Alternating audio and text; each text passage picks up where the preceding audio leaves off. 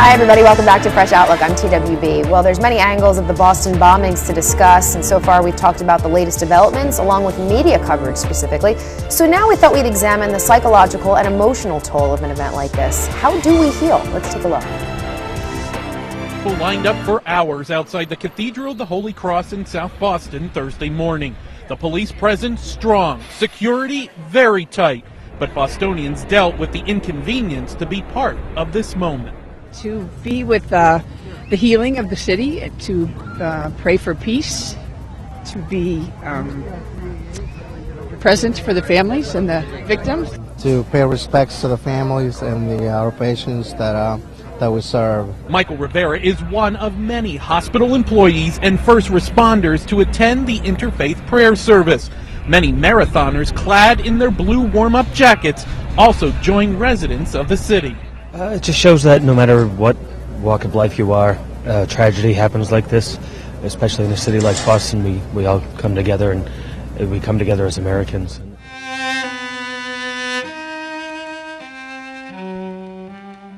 Inside the cathedral, President Barack Obama and the First Lady joined other state and local leaders in supporting the families of the 3 deceased victims and the nearly 200 more injured in the blasts. Our prayers are with the injured.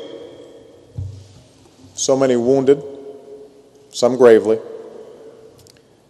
From their beds, some are surely watching us gather here today, and if you are, know this: as you begin this long journey of recovery, your city is with you, your Commonwealth is with you, your country is with you. We will all be with you as you learn to stand and walk, and yes, run again. Of that I have no doubt. You will run again. The president then turned his attention to rallying the people of this historic city. Your resolve is the greatest rebuke to whoever committed this heinous act. If they sought to intimidate us, to terrorize us, to shake us from those values that Duvall described, the values that make us who we are as Americans, well, it should be pretty clear by now that they picked the wrong city to do it.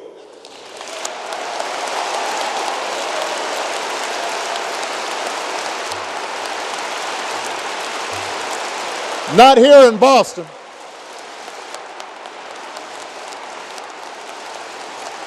Not here in Boston.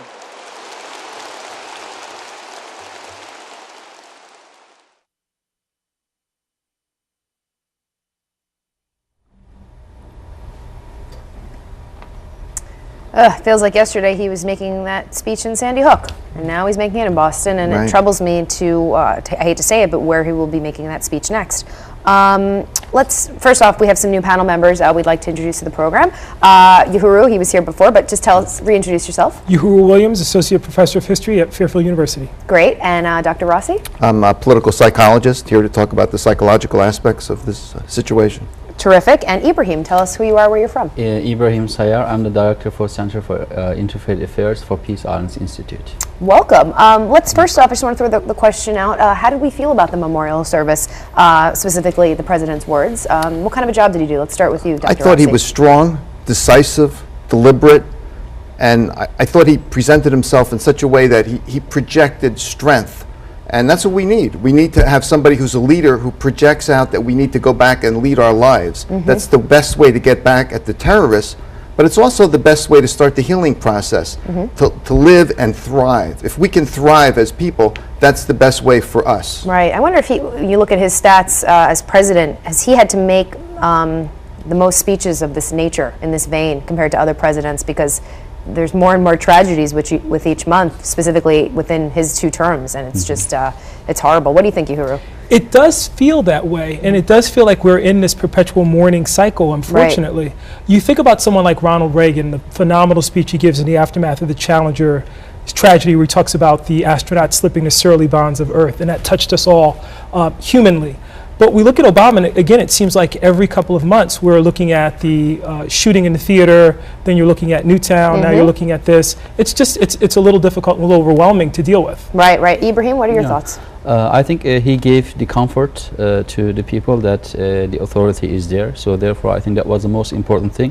for spiritual healing as well. So that I think, and he gave the right message. All right, we'll talk about the interfaith sort of ceremony in a moment, but I do want to get back to Liam for a moment. Liam's joining us via Skype. Liam Day, he's actually a Boston resident, so he's been there throughout the course of the past 5 days as these events transpired. Liam, can you put into words, what was it like, or the experience attending the memorial service in the city and just sort of being around the shock and the grief in person? So I was at a vigil that was held on Tuesday evening for a young Martin Richard, the 8-year-old boy who was killed in the bombing. There were well over 1,000 people in attendance from the neighborhood in Dorchester where Martin and his family live. And the outpouring of affection for the boy and the family was overwhelming. It was, truly heartrending to be there. Right. And, we mentioned the little boy, the 8-year-old. Speaking of kids, were there a lot of kids at this vigil? I mean, how are they handling it? I mean, I wonder what do you say to kids that are at the vigil of someone their age? It's unbelievable. So there were children at the vigil. There were his schoolmates were there. Kids from the neighborhood were there. There's, sometimes you don't know what to say, but you have to, take their feelings seriously. You have to address them. You have to address them head on. You can't try to ignore that, because that only will let them, believe that they're either wrong to feel the way that they do, or they may feel, especially in a situation like this, that you're as scared as they are, and that does not provide them much comfort. Right. That's important. Not showing them the fear that you have. The kids are looking to adults sort of for advice and sort of making them feel better. Dr. Rossi, this is your area of expertise. From a psychological perspective, as a psychologist, what advice do you give to people that are in this situation, that are grieving, that are coping with this horrendous tragedy? Well, just starting off with the kids, I think it's really important to be very specific and concrete with kids, because they don't think like adults. They don't have like a more expansive mindset. So it's real important to use examples like, we're going to be going in a car, we're going to driving, there's danger out there, but we will be safe. We're going to take all the precautions. So that kind of approach with kids. With adults, I think you can use cognitive behavioral therapy with a good counselor, a good psychologist, and deal with changing your expectation level or some guided imagery on where you will be in 6 months if you take the right strategies and right approaches. This kind of stuff actually works. I mean, it really does help people get a grip on themselves and where they need to go, where they need to venture to get over this. Setting sort of benchmarks, like future goals. What are the warning signs of PTSD, though? And when do you know if you need help? If this is going on for weeks and you're not sleeping and you're obsessed about what you've seen, or you're obsessed about losing a friend or a relative, that's a problem. Then you ought to see someone and try to talk it out and get some strategies on how to cope with your own life and your own conflicts that develop because of this. And Ibrahim, I want to ask you, this is your area of expertise. How do you think faith can play a role in coping and the healing process? I think first of all we have to underline that there's a verse in many traditions. It says, if you kill a person unjustly, it is as if you have killed whole humanity. It's a verse in the Old Testament, New Testament, and also as well in the Quran. It indicates that this is a social crime. So therefore, the punishment should fit the crime, so to say. The religion gives responsibility to the law enforcement and to the judiciary system.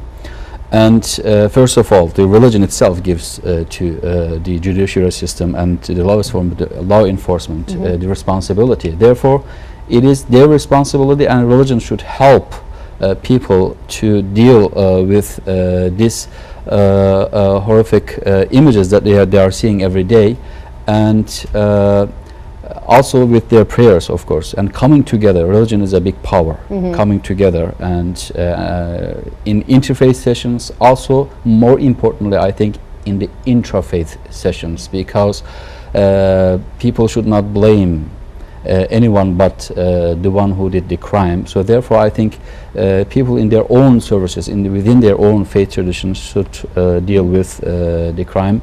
issues like that and leave it to the part that is officially responsible for. Why do you think it was important that the memorial service was an interfaith service? Talk to the importance of that. Yeah, so as I said, religion is a big power. As a matter of fact, maybe the most effective power in the world right now. I think there is a reason why Barack Obama, our president, decided to do the service or decided to address the people not from the State House, but inside a church within the interfaith community. Right. So therefore, especially within these kind of situation, religion plays a big role. And if you give a message within the religious perspective, I think it's going to be more effective. Sure, I agree with that. Uhuru, what do you think? What do you think about some other ways that communities can come together in terms of coping and healing? Well, you would hope there'd be some kind of collective response where people get together and just talk about the events and maybe talk about the media coverage, talk about the response of the community itself. And you would hope those forums would take place, again, as Dr. Rossi indicated, with young people.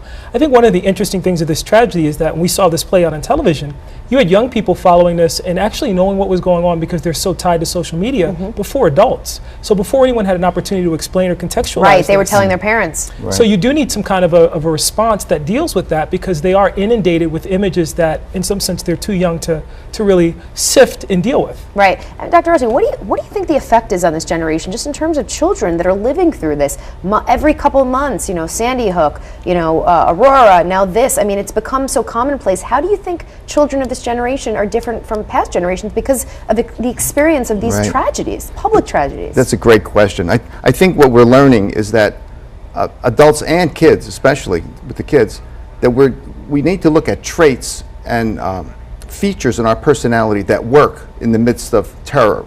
And that's not easy to say, but we're doing pretty well. I mean, if you look at New Yorkers, I think the Bostonians are going to do pretty well. But I think kids are going to learn how to persevere, how to be really in tune with society, much more vigilant, much more suspicious than we were, perhaps. And it's going to be a little bit of a different trait and characteristic that kids are going to carry with them going forward. Right. I mean, it's certainly shaping a generation that we've, you know, with no precedence, really. Liam, let's go back to you for a moment. Final thought, then we have to go to break. Lastly, I'm just curious, you know, I'll give you the final word. What do you love so much about your city and its people? I think the thing I love most about my city is we can be a very unfriendly city on the surface, but if you get to know us, if you scratch below the surface, there is literally nothing that we would not do for you. All right, well put. And we also like your accents when you say places like Yad, Wada. How could that not be friendly? Thank you, Liam, for your insights. We appreciate it. Thank you. Yeah, I appreciate it. Great. Well, on a lighter note, we have to go to break, and when we return to Fresh Outlook, we'll discuss Earth Day. Earth Day is coming up this Monday. Stay with us.